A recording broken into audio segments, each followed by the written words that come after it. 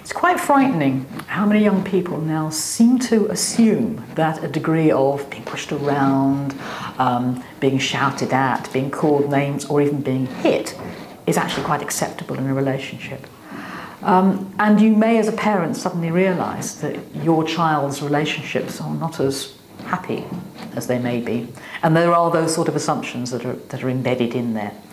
It is something to sit down and talk about, not to lecture about. If you sit a child down, sit a young person down, sit a teenager down particularly, and start saying this is wrong, you are likely to get them absolutely backed up against you, particularly since this is seen as criticism of someone they feel they love.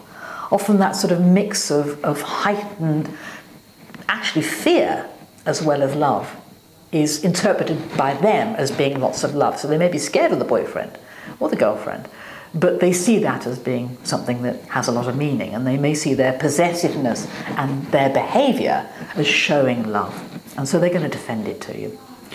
So you need to really express your anxieties, rather than saying what you are doing, you know, this is wrong, what your boyfriend is doing wrong, is what you say is, I'm worried about, I'm concerned about you.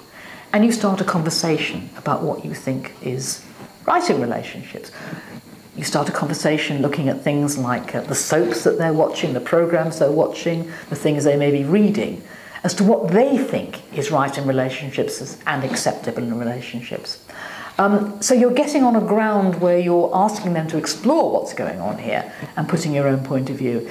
It might also be quite useful to think yourself as to what you find acceptable in a relationship, because often, of course, young people copy what they see around them. So if in the family they've been seeing this sort of thing going on, they're going to take it as, you know, as read that this is how relationships should be.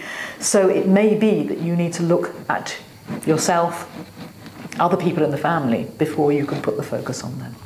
But I think a lot of it is about support. It's about raising self-esteem. It's about giving young people a pride in themselves and perhaps an idea of what they can do in the future. Because a young person who has no aspirations, who has no expectations of what they're going to do in life, can actually feel themselves very stuck. So the more they feel they have a hope and they have a future, the more able they are to fight against anything unpleasant that's going on at the time. So it's about listening, it's about putting your own point of view, it's about supporting them, and it may be about asking for some professional help for support for yourself.